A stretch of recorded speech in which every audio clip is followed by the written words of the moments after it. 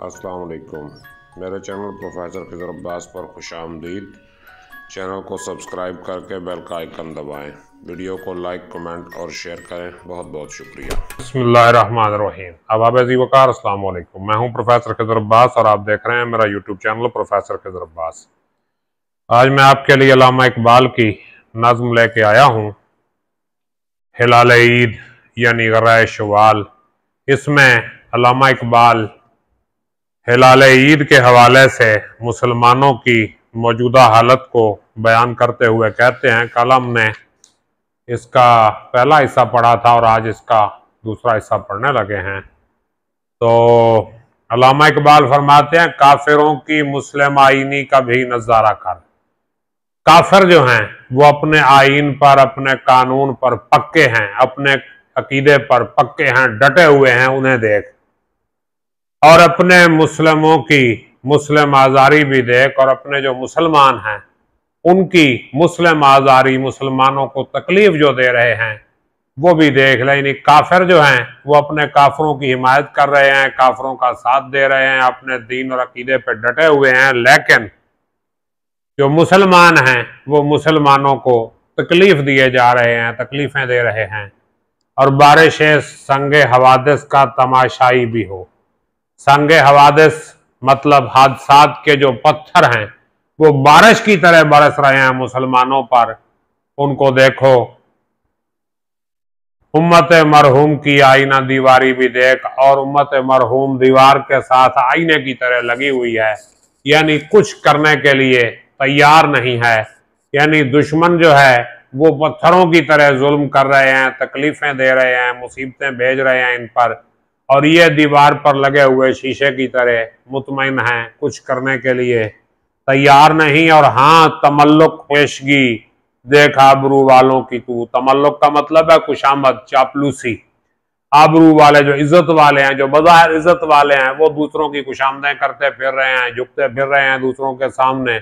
और जो बेआबरू थे उनकी खुददारी भी देख, और जो बेआबरू थे उनकी गैरतमंद देख। यानी मुसलमान जो है वो अंग्रेजों की खुशामद किए जा रहे हैं, अंग्रेजों के पीछे भाग रहे हैं, लेकिन हिंदू जो हैं वो अपने तहजीब और अपनी सकाफत को बरकरार रखे हुए हैं। और हाँ, और जिसको हमने आशना लुत्फ तकल्लुम से किया, यानी जिसको हमने गुफ्तगू करना सिखाया, उस हरीफे बेजुबां की गर्म गुफ्तारी भी देख। यानी वो हरीफ जो हमारा दुश्मन बन चुका है, पहले उसकी जुबान नहीं थी, उसे हमने बोलना सिखाया, अब वो हमारे सामने बढ़ चढ़ के बोल रहे हैं। यानी जिनको हमने बोलना सिखाया वो हमें बोलने का मौका नहीं दे रहे। और साज इशरत की सदा मगरब के ईवानों में सुन। इशरत, खुशी के नगमे जो हैं वो मगरब के ईवानों में बज रहे हैं, उनको सुनो। और ईरान में जरा मातमदारी, और ईरान में जरा मातम की तैयारी भी देख, और ईरान में जो मातम हो रहा है उसकी तैयारी देख ले। ये ईरान की तरफ इशारा है।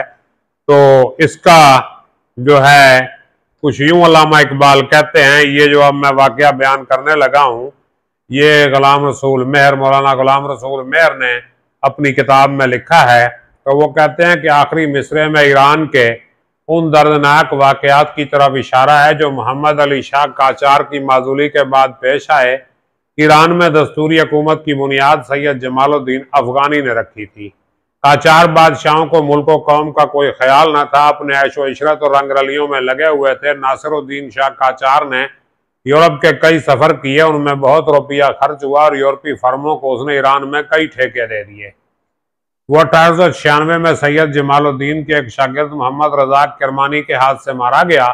मुजफ्फरुद्दीन शाह उसका जानशीन बना। उसने कौम के मुतालबे से मजबूर होकर दस्तूरी हुकूमत का इंतजाम कर दिया, लेकिन इसमें बराबर रोड़े अटकाता रहा। उसका बेटा मोहम्मद अली रूसियों के हाथ कठपुतली बन गया। वो सब कुछ उन्हीं की मर्जी के मुताबिक करता था। रूसियों ने ईरान को अपने कब्जे में लाने के लिए जाल फैला रखे थे। कौम ने 1909 में मोहम्मद अली शाह को माजूल कर दिया। उसके कमसन फरजंद अहमद शाह को बादशाह बना दिया। मोहम्मद अली शाह और उसके भाई सहारुद्दौला ने देर तक रूसियों की मदद से ईरान पर हमले जारी रखे। रूसी फौजें जहां जहां काबिज हुई उन्हें आज़ादी के अलमदारों, खुसूसन दीनी आलमों को फांसी की सजाएं दे दी और मशहद मुकद्दस पर गोलाबारी भी की। इकबाल ने उन्हीं वाकयात की तरफ इशारा किया है। मोहम्मद अली और सलारुद्दौला की वफात ने ईरान की मुसीबतों में एक हद तक कमी की। यही ज़माना है जब बरतानिया और रूस ने खुफिया मुआहदे की बिना पर ईरान को बाम तकसीम कर लिया था और अपने अलग अलग हल्के बना लिए थे। पहली जंग यूरोप में ज़ारों की हुकूमत ख़त्म हुई तो बाल्शविकों ने तमाम खुफिया मुआहदे ख़त्म कर दिए। उस वक्त ईरानों को आज़ादी का सांस लेना नसीब हुआ। फिर अहमद शाह ने अपने बाप दादा के तरीके पर चलने लगा। 1925 में कौम ने उसे माजूल करके रजा शाह पहलवी मरहूम को बादशाह बनाया।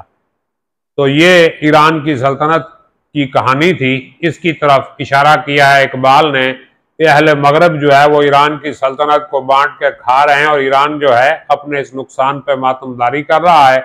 और अगले शेर में मुस्तफ़ा कमाल पाशा ने जो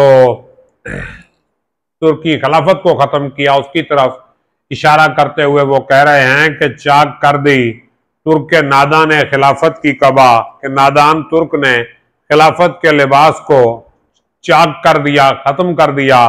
और सादगी मुस्लिम की देख, औरों की अय्यारी भी देख, मुसलमान की सादगी देख और जो मुसलमानों के दुश्मन हैं उनकी अय्यारी देख। तो इसका बैकग्राउंड कुछ यूं है कि सुल्तान अब्दुल हमीद खान सानी को तख्त हुकूमत और तख्त खिलाफत से अलग कर देने की तरफ इशारा है। इस जमाने में आम मुसलमानों का ये ख्याल था कि सुल्तान अब्दुल हमीद खान इत्तेहाद इस्लामी के अलमदार हैं।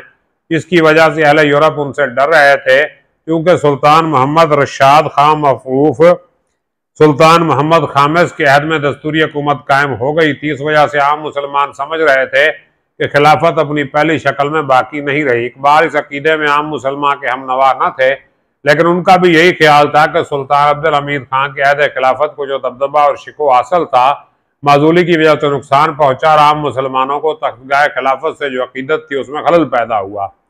तुर्क इस हकीकत का सही अंदाजा ना कर सके और सादा मिजाजी से सिर्फ इंतजामी इस्लाह पर उनकी नजरें जमी रही।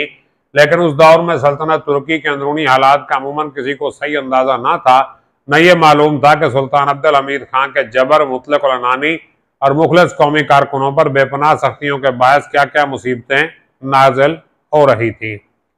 ईरान और तुर्की के अलावा एक रंज वाला वाकया मराकश में पेश आया, यानी फ्रांसीसी सफीर ने मौलाए हफीज सुल्तान मराकश को एक मामूली बात पर माजूल करा दिया था। इकबाल ने इस नज़्म में इस वाक़े का भी जिक्र किया, लेकिन बाद में वो शेर हज़फ कर दिया। और ये शेर क्या था? मक्र के फंदे में शहबाज मराकश आ गया, उम्मत ईसा का आईने जहांदारी भी देख। और लास्ट जो इसका शेर है वो चांद को मुखातब करके इकबाल कहते हैं कि सूरत आईना सब कुछ देख और खामोश रहे, यानी चांद आईने की तरह ये सब कुछ देख और चुप रहे। शोरश इमरोज में महवे सरूदे दोष रहे, और आज के शोर शराबे में कल की खामोशी की तरफ महव रहे और कल के नगमे सुनता रहे आज की खामोशी में। उम्मीद है ये नज़्म आपको पसंद आई होगी। अगर कोई सवाल है तो कमेंट करके बताइए, और अगले लेक्चर में इंशाअल्लाह हम नज़्म शमा और शायर शुरू करेंगे। ये इकबाल की बड़ी मशहूर और तवील नज़्म है। ये एक से ज़्यादा लेक्चर्स में कवर होगी, तो मेरे साथ जुड़े रहिए। अपना ख्याल रखिएगा।